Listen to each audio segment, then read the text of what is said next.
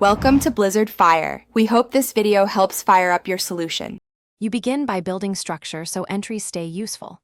Open a new Google Sheet and create 3 tabs: Income, Expenses, and Summary. Freeze the header row to keep labels visible. In Income and Expenses, add columns, date, category, description, amount, and type to mark in or out.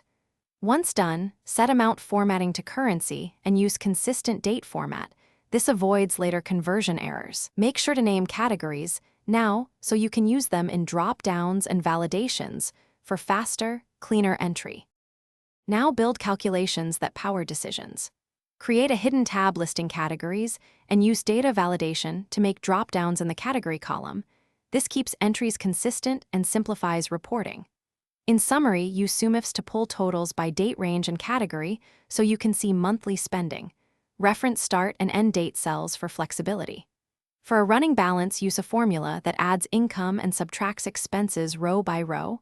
Once set, copy it down so each row shows your current available funds automatically.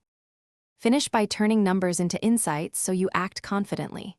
Create a stacked bar chart for category spending and a line chart for balance over time. Link them to the summary so charts update automatically. Add conditional formatting to highlight overspending, for example cells over 90% of planned budget. If totals look wrong, check date formats, ensure your SUMIFs ranges match, and use trace dependents or evaluate formulas to find broken references. This single troubleshooting step usually resolves most miscounts. Thanks for watching. If you found this helpful, don't forget to like and subscribe.